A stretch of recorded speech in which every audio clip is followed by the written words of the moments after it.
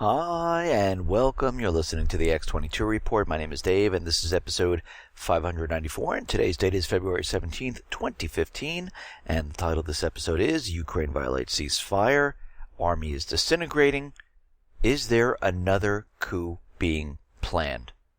Let's get right into the economic collapse news. Now, we realize that Greece and the Eurogroup, they're still discussing the terms, and of course Greece is saying, you know what, all your terms are giving us more debt and imposing more austerity, and we reject this, and they're continually rejecting this. And we can see right now the people inside Greece, they're getting quite nervous. The money they have in the banks, they're starting to take out. They're starting to invest that into gold, and they're very, very worried about bail-ins and capital controls. So they're very, very nervous. But the question is, let's say Greece does decide to exit the Eurozone. They couldn't come to any type of an agreement, and they say, you know what? We're exiting right now. What would happen? Well, we see coming out of the Economic Collapse blog and from the Capital Economics Report that this is what they believe might happen. Now, some of it I agree with, some of them I don't. The drachma would be back. The euro would be effectively abandoned, and Greece would return to the drachma, its previous currency. Now, it might take on a different name, but in essence, it would be the drachma. The drachma would likely tumble in value against the euro as soon as it was issued. 2, it would have to be fast with capital controls. There would be people trying to pull out their money out of Greece's bank en masse. The Greek government would have to make that illegal pretty quickly. I'm not really agreeing with that point right there, because Greece could say, you know something, we need liquidity, we need the banks to be propped up. They could turn to Russia or to China and give the people confidence. That could happen. And we might see the drachma being pegged to something different than the euro. That might occur also. Number 3, European life support for Greek banks would be withdrawn. Greek banks can currently access emergency liquidity assistance from the ECB, which would be removed if Greece left the euro. Now again, Russia or China could step in and give liquidity. Number 4, likely unrest and disorder. Barclays expects that this sudden economic collapse would aggravate social unrest. Unless you tell the people, listen, we have a backer, which is Russia or China, then you most likely will not see this happening. Now, it might happen for a short period of time, but eventually what will happen is people will say, okay, look, things are evening out here. We have Russia, we have or China. They're adding liquidity to the bank. There's no problem. There are no capital controls. There's no bail-ins, and we can access our funds. Number 5. Greece would resume economic policy making. Greece's central bank would probably start doing its own QE program, and the government would likely return to running deficits. Well, that's not absolutely true. I mean, the government might create some money there, but they might hold it in check to get the country back up on its feet. They might not follow the same policies as the Eurozone, as the Fed, and especially with the backing of Russia and China, it might not go that way at all. Now, of course, this is coming out of the system that we understand of just creating money and doing everything like the Fed's been doing, that the Eurozone's been doing. But again, it might turn the actual opposite. And of course, banks, the central banks, are always putting the worst spin once you break away from the central banking system. They say your system's going to collapse. But when we look at Iceland, we see that didn't happen. Now, here in the United States, we see that the illusionary numbers are still being put out there. The stock market is still being propped up. Gold, silver still being suppressed. Oil is bumping up and down. It's not really having the effect the central bankers really want. And we see the Empire Fed has slid. It missed once again. The expectations were about 9.95. It came in around 8. But the big thing is we see that future business expectations collapsed from 48.35 to 25.58, the biggest drop since January of 2009. Empire Fed has gone nowhere in 2 years. We also see in the real estate industry, things are starting to decline. Home builder sentiment slipped from 57 to 55 in February, missing expectations of 58. Prospective buyers' traffic tumbled from 44 to 39. Now everyone's going, oh, it's the weather. That's why it's cold. It's snowy. But guess what? The Northeast region, one of the hardest hit by these storms, rose from 43 to 48, so they can't even blame it on the weather. It has nothing to do with it. Again, in certain areas, we're seeing a bump up because we see that program that is going on with the Freddie and Fannie Mae, where people are allowed to put 3% down on new homes. A lot of the times the builders are making up the difference for down deposits, so you actually have to put 0% down. And if you have a heartbeat, you're a subprime person with bad credit, you still can purchase a home. But again, we're seeing traffic. It's tumbling around the country. It was pushed up a little bit in the Northeast. And we see what's really going on here is that mortgage applications are declining. Foot traffic is declining. And this cannot be sustained whatsoever. Now, we did say there was going to be a little bump up. We might see this come in the springtime. But the way things are going right now, it's going to be a very, very tiny one. And then we'll probably most likely see it drop off. We see prices continually still falling. Those investors who pay cash in rentals to prop the system up, we see they're trying to unload those properties. We see the Baltic Dry Index fell once again, down 6 points to 516. I mean, this is all-time lows. We see shipbuilders, they're just throwing in the towel and saying, okay, no more ships, that's it, we're done. They're dismantling ships. We see it's taking its effect on businesses around the world. And it's not looking good for the economies whatsoever. We see in England, and we mentioned this once before and they're bringing it up again, they want young people who are out of work, education or training for 6 months will be required to do unpaid community service in order to qualify for benefits if the Conservatives win the general election in May. And that's coming up. The current system of job seeker allowance, JSA, pays unemployed young people £57 a week with no definitive cutoff, while people aged over 25 receive about $72 a week. Under Tory plans, the JSA would stop after 6 months and be replaced with a youth allowance, which would only be paid if the recipients undertake 30 hours of mandatory community work and 10 hours of job hunting each week. Critics condemn the Tory proposal as being commensurate to slavery. This is what they want. They want people to work for free. And when they all figured it out, they figured out that people would be earning about £2 per hour.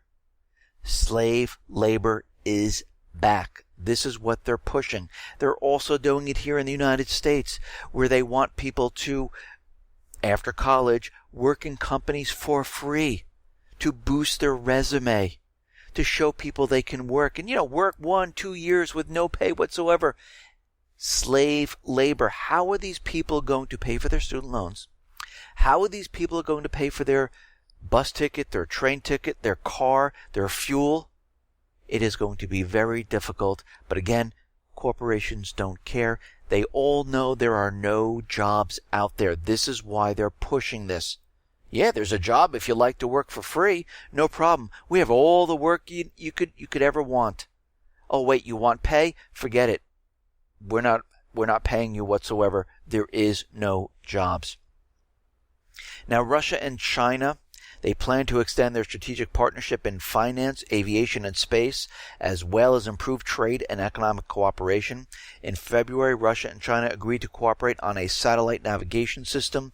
The two countries, along with their BRICS partner India, are expected to discuss the creation of a joint orbiting station at the BRICS summit. So you can see China, Russia, India, they're all working together and they're creating new business. Russia is going to build the first oil refinery in Uganda. A Russian consortium won the tender to construct a $3 billion oil refinery in Uganda with a capacity for about 3 million tons a year. It will be the first oil refinery to be built in Uganda. It is strategically important for Uganda since the country has no access to the sea and its economy is experiencing a significant dependence on external suppliers. We also have to remember, and I mentioned this back in episode 488 back in October of 2014, China is planning to build a $400 million economic zone in Uganda. And all of this is kind of pissing off the central bankers. Because you have to remember, back in October of 2014, what did they say? Well, they started putting out warnings about terrorism in Uganda, about Al-Shabaab. The extremist group linked to Al-Qaeda has vowed revenge in the killing of its leader last week, back in October last week by U.S. airstrikes. So you can see they've been pushing this propaganda. We see Russia is in Uganda, China is in Uganda, and I wouldn't be surprised in the next couple of weeks if all of a sudden we see terrorism in Uganda. We see some type of false flag to bring in military troops into the region. We've seen this played out time and time again. Now we understand all of a sudden, out of nowhere, we've seen cyber attacks on Neiman Marcus, on Target, Home Depot, on the banks, on Twitter accounts. And all of this is being done in this short period of time to push certain legislation. We always see this. It's always a run-up to when they need to pass legislation. And this is exactly what we're seeing right now. And we know for a fact, most of the time, I would say 99.99999% of the time, it is the NSA who is either cyber attacking or in some way has caused it by leaving backdoors to the computer system, by leaving security much, much lower than it should be, allowing other elements to go ahead and use those same backdoors to wreak havoc on the systems. We also see the NSA agency has been spying on the American people, and we can see from Kaspersky, they have looked into it and they found something very, very interesting. The NSA agency can access hard drives made by major U.S. producers. Computers in over 30 countries, including NATO allies, were hacked. Iran and Russia were main targets, and they have the ability to spy on every single person because the firmware on the hard drive, made by Seagate, Western Digital, and others, IBM, Micron, you name it, the firmware is embedded in the hard drive. And the only way for that to get there is they had to have cooperation with these manufacturers. And anything that you put on your computer, any type of software to block it, it is impossible because it's embedded in the hardware. So they're able to access your information. And the only way to stop them, again, we go back to the same thing, is with encryption. Encryption that you created or you know someone who's created where the NSA does not have the method or the key. Most likely the best encryption is to make it on your own. And there's places all over the web that allows you to do this. And this way they will not be able to get into your files. Without it, they are able to get in there. They can also corrupt your files by just having the firmware on these drives. They can read your information. So basically they can do whatever they need to do. And this is all over the world. And this opens back doors for the criminal element. Now, the NSA declined to comment on the allegations, but Reuters was able to get confirmation of the revelations from a former NSA employee. So basically what we're seeing here is they have been infiltrating everyone's computer system to spy on every single person, and the manufacturers allow them to do this, which violates everyone's Fourth Amendment. So again, why on earth, after this has come out now, would the foreign marketplace want to purchase any U.S. technology? Well, they wouldn't. And this is why China, Russia have stopped buying U.S. technology, because they said, you know what, we don't need to be spied on. And you're going to see many more countries throughout Europe saying, you know something, we're going to purchase our equipment someplace else or develop it on our own. And this is going to hurt the U.S. technology market in a big, big way. And this is why this latest breach in the banks most likely is the NSA or their back doors that they've created where any type of criminal element could access it. Because once it's open, it is open. And we know they're spying on everyone because they want to know who is a threat to their authority. They also want to censor the internet. The internet is the only free press we have left, which is why it must be and will be censored. Sooner if Washington can get away with it, and later if not.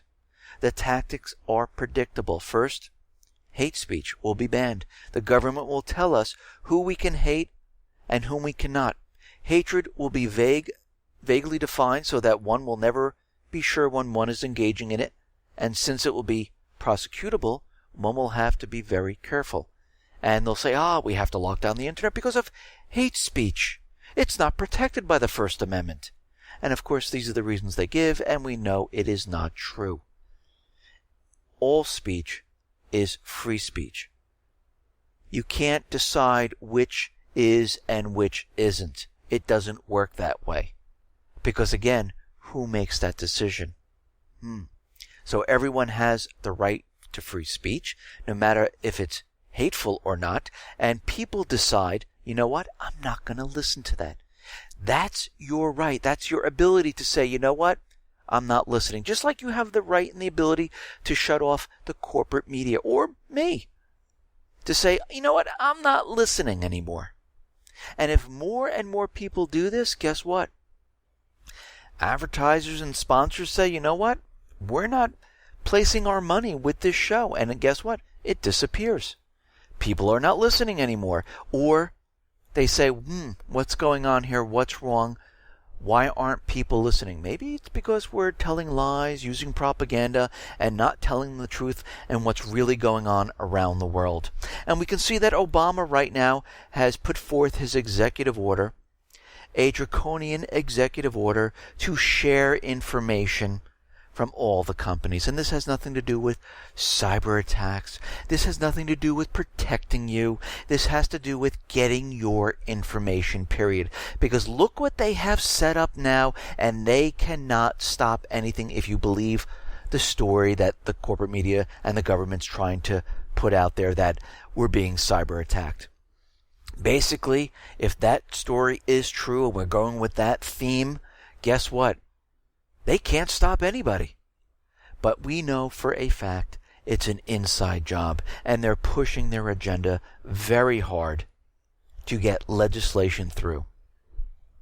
And of course, the executive order is kind of meaningless because it only goes to the executive branch. Everyday American people do not have to follow this whatsoever.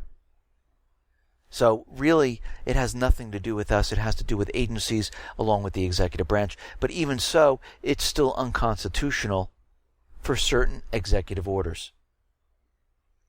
Now we see Privacy International has launched a website offering to help people discover whether British spy agency GCHQ illegally obtained their data from the NSA. Participants submit their name and email address to Privacy International. Their details will then be sent to GCHQ, and then the Investigatory Powers Tribunal looks into it. And to me, I don't know about this. I see this out there right now. I would be a little hesitant giving my name and my email and other information to let them go search to see if I was spied on. How about this? We make it so they can't spy on us. Encrypt everything. Make it so they cannot look at any of your information. If you're going to put an important paper in your home that you don't want people to see and you want to keep it safe, where do you put it? You put it in a safe. You put it in a place where nobody has access to it. You don't post it outside of your house where everyone can read it. The same thing with your digital information. If you don't want people to see it, lock it up in the safe. That is called encryption. It's very, very simple. Now, way back, we reported on how the United States was sending military down to Liberia and many other Western African countries. And at that point, we realized, they're really not there for Ebola. They're there for other reasons because, as we know, many of the Western African countries, they've had a recent oil discovery. And wherever China is, and Russia, that's where the United States government central bankers were. Well, we've gotten word that the United States is going to be pulling out some soldiers from this area, but they're going to leave some soldiers in West Africa. And the only reason behind the U.S. military presence in West Africa is the geopolitical game America is playing. The U.S. is competing with China or African resources and markets. President Obama announced that thousands of American troops deployed to West Africa will be leaving that region by the end of April. The fact remains that American military footprint in the region opened the door to an over 10,000 strong civilian component of influence projection there, with the ultimate aim of preventing China's economic engagement of the area, which we kind of discussed all along.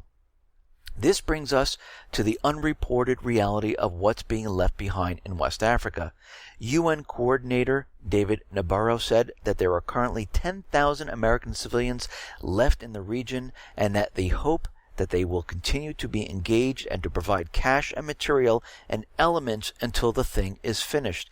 This demonstrates that American influence in the region has made the jump from military to non-military manifestations, which, in the general scheme of things, is actually more efficient for the U.S. The 100 remaining troops, as reported, will help protect them, work with Liberia's military, and cooperate with regional partners. So everything has been set up for corporations to go forth and capture all the natural resources. Now, if things get out of hand and they aren't able to do this, this is when we're going to see more military come down into the region.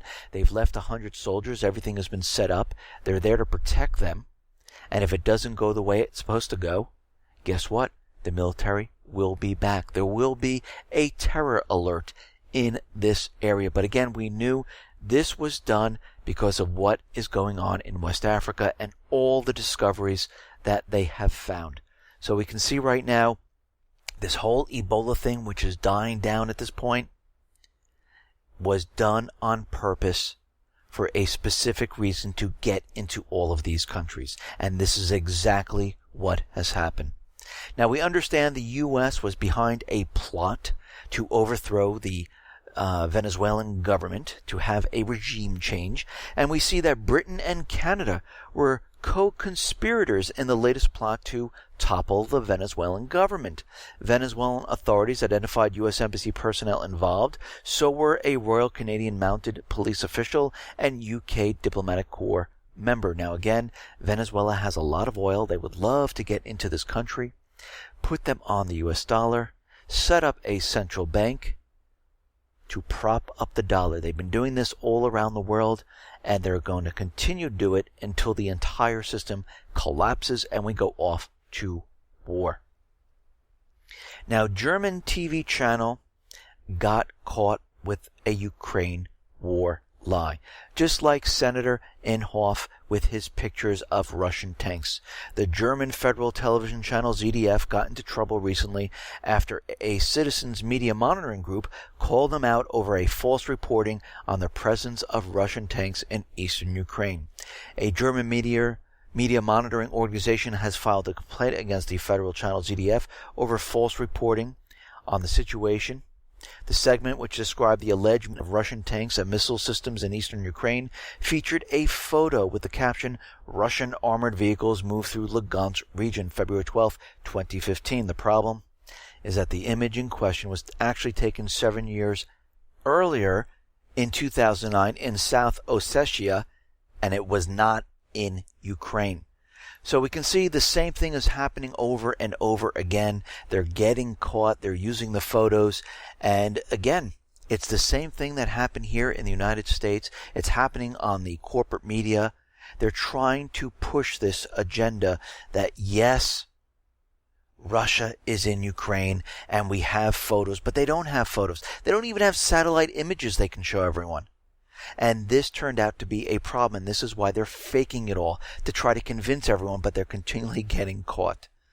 Now, we understand Crimea voted themselves away from Ukraine, and they're part of Russia. And Beijing is out there saying, listen, they believe they can do business with Crimea, they can have exchanges with Crimea, and they're looking to invest in Crimea. Chinese investors later displayed an interest in taking part in the construction of a transport corridor to Crimea via the Kerch Strait. A combined railway, a bridge across the Kerch Strait, is to be completed and commissioned in 2018. So they're looking to do business in all of these areas. And what is going on in Ukraine is not going to stop them.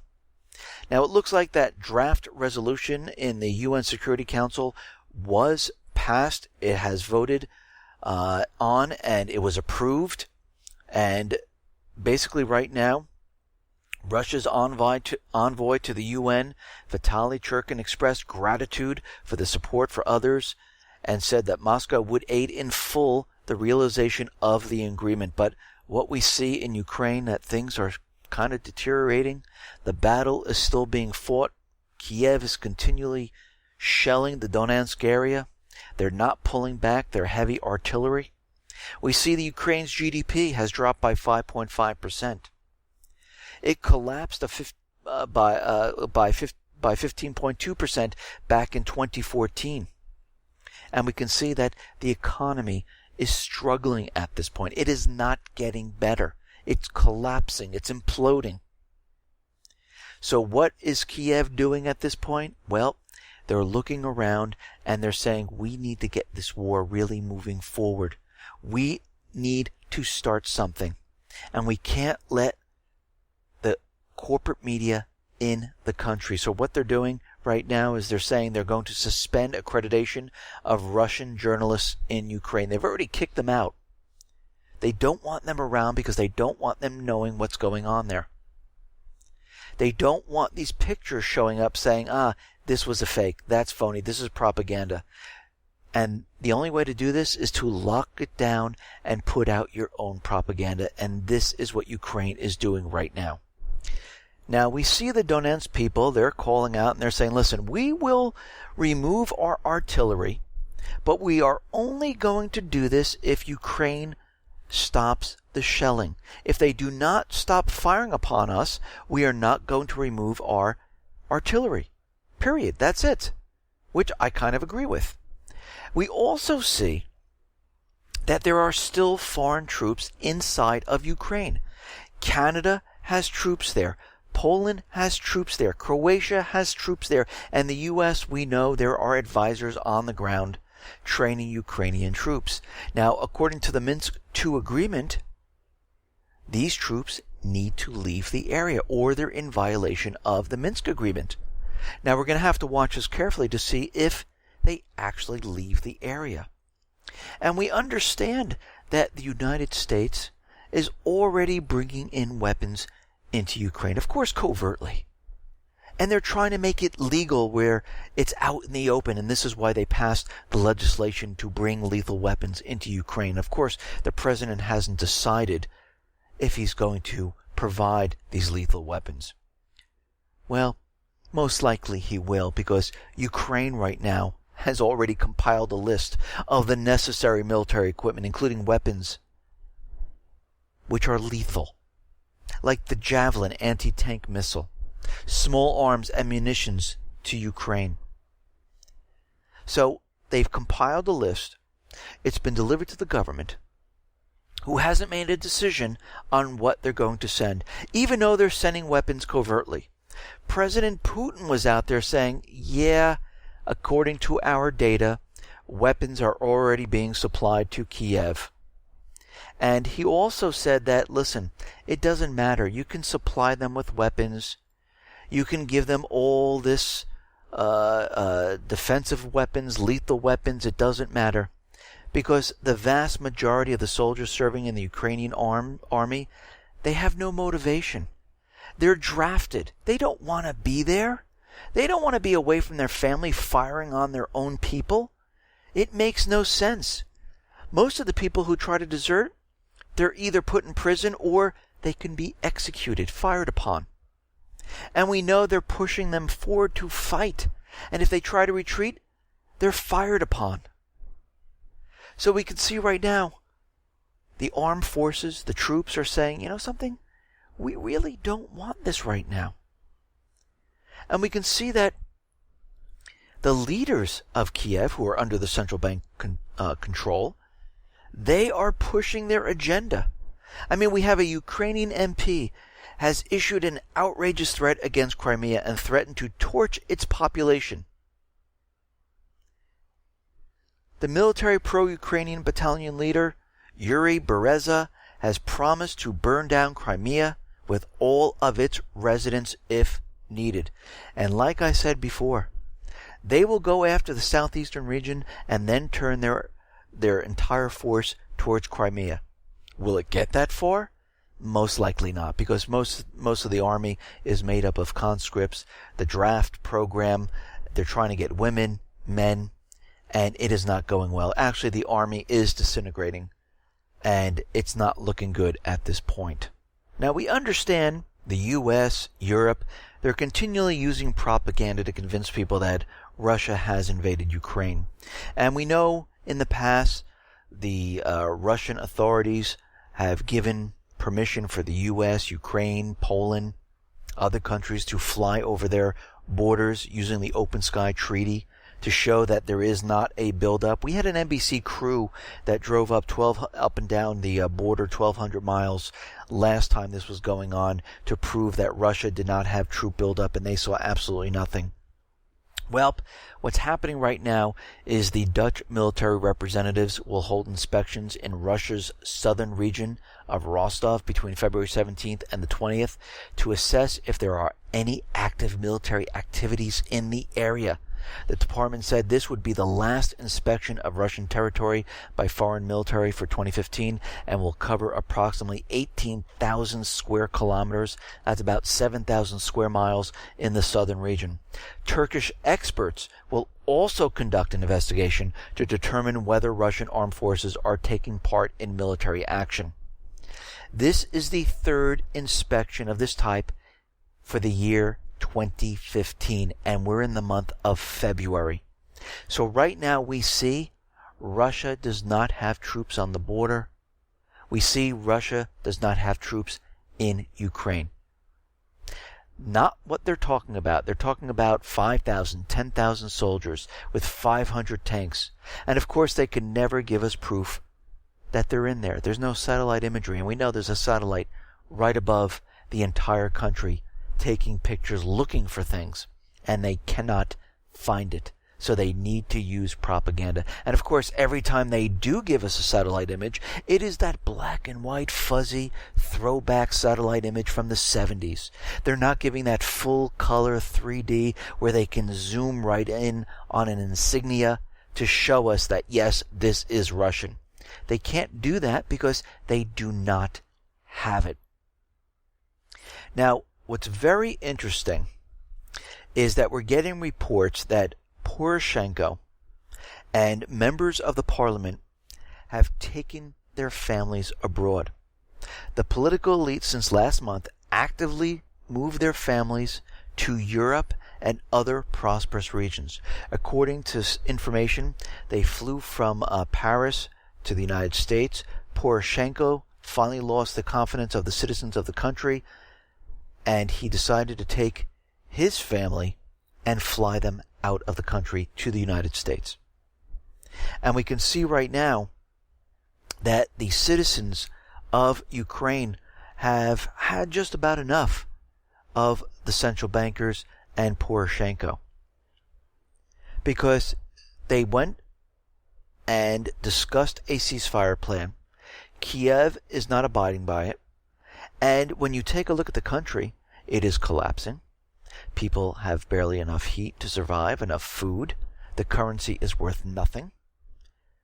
The southeastern region is in a war with the western region. Crimea is voted away. And people now are being drafted into the armed forces.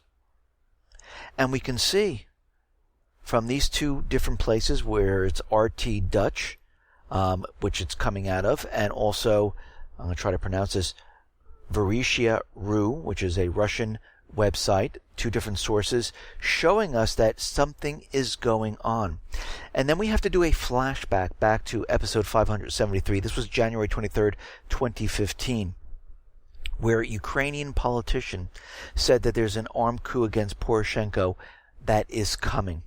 And it seems like this might be a coup d'etat by the people of Ukraine to force out the puppet regime. And this will be a true grassroots uprising. And it will push the central bankers out of the country if this does happen. And let me just read what they said back then. A former People's Deputy of Ukraine warns that Poroshenko days are numbered. So basically what this tells me, they were planning something. And we see that Poroshenko and the other government officials, the central banking officials said, something is in the works. Let's get our families out safe someplace else. We need to keep them safe. And that is the first sign that something's going to happen. And we see that they're saying that Ukraine is preparing another armed coup to get rid of Yatsenyuk, to get rid of Poroshenko. And we're going to have to see how the United States reacts to this. Because again, this has happened in the Middle East. We've seen it before, where the people rise up and push out the puppet regime. If you notice, these puppet regimes can only stay in power for a very short period of time before the people say, enough is enough. We can't take it anymore. We want our country back. And we see this happening in Libya and in Yemen. Right now, Libya's oil exports have collapsed to just a trickle. They shut everything down. There have been no ships, crude oil tankers, departing Libya with oil in the past week. Everything's been shut down. Again, they will not allow the people to take this oil and sell it in the open market and not use the US dollar. They will not let it happen. David Cameron is out there saying, we won't abandon Libya. Ex-MI6 chief urges debate over Libya intervention. They want to go back into Libya and put the puppet regime back in there. Egypt is urging international intervention in Libya. And to push this even further, the Islamic State put out another video. This time, they're driving around in brand new Toyota Land Cruisers, carrying the notorious black flag of the Islamic State. And they're just driving around the street and they're having people applaud. And they're saying this could have been filmed in Benghazi, Libya. Actually, it could have been filmed anywhere. Anyone could take a bunch of Land Cruisers, put them together, put flags on them, and drive them around and fill them and say the Islamic State is here. It seems absolutely ridiculous. This is all propaganda, because what do they need to do? They need to go into Libya. Actually, the new parliament in Libya condemned Egypt for carrying out an airstrike in the eastern city of Derna. The parliament in Tripoli called them an assault on Libyan sovereignty. We have a new government. We voted in the parliament. And you just basically bombed our country. And we can see what is going on here. They're trying to get the forces back in there to get the people-elected government out and the puppet regime back in. This is their plan. This is their plan in Yemen. They're using the United Nations to impose laws that say you must leave the government. You know these people are not going to leave the government. They fought to get here. It's their country. They decided to take it over. And we see Turkey and the United States, they're going to sign an agreement on the training to train and equip the Syrian opposition, basically the Islamic State, because every time the Free Syrian Army goes into Syria, they defect right over to the Islamic State. And this is done on purpose because it's much easier to handle a terrorist proxy army than to say, this is the Free Syrian Army that the United States is backing. And this is why we see them all move over to the Islamic State. And we're getting ready for a major offensive. You can see everything's building up right now. They're pushing the agenda. They're bringing in the military assets. Troops are heading off to Kuwait. We have the authorization for war.